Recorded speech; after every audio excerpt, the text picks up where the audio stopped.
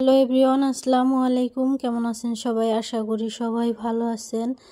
তো আজকে শেয়ার করব আপনাদের সাথে আমার ছেলের জন্য আমি কিভাবে বিরিয়ানি রান্না করি। তো ওর জন্য আমার এভাবে প্রতিদিন রান্না করা লাগে। প্রতিদিন সকালে একটা না একটা কিছু ওর জন্য বানাতেই হয়। একদিন খিচুড়ি, না হলে একদিন বিরিয়ানি, না হলে একদিন রুটি। এইভাবেই ওর জন্য আমার নাস্তা দিতে হয় ওকে।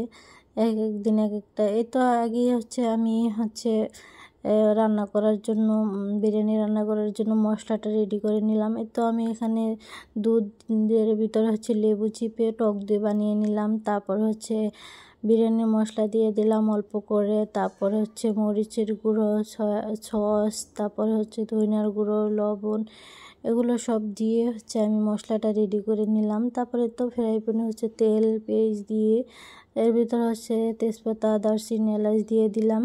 দিয়ে একটু নেড়ে চেড়ে পেঁয়াজটাকে তো লাল লাল করে ভেজে তারপরে আদা রসুন দিয়ে দিলাম। আদা রসুন দিয়ে তারপর আমি আবার একটু ভেজে নিলাম।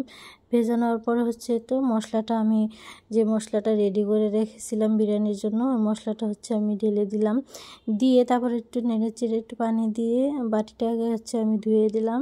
তাই তো দেখেন মশলাটা আমার কষানো হয়ে গেছে, দেখেন তেল ছেড়ে দিছে। তারপর আমি মুরগির মাংসটা দিয়ে দিলাম। মাংসটা দিয়ে আবারও ভালো করে নেড়ে চেড়ে আমি মিশিয়ে নিব মশলাটা।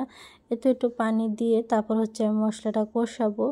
যেহেতু আমি ছোট ছোট করে মুরগির মাংস কেটেছি, তা তো বেশি পানি লাগবে না, এই পানিতে কষে যাবে। তাই তো দেখেন মাশাআল্লাহ আমার মুরগির মাংসটা কষানো শেষ। তারপর এখানে চালটা দিয়ে দিলাম। চালটা দিয়ে ভালো করে আমি ভেজে নেব, একবারে ঝরঝরা হওয়া পর্যন্ত ভেজে তারপর আমি পানি দেব।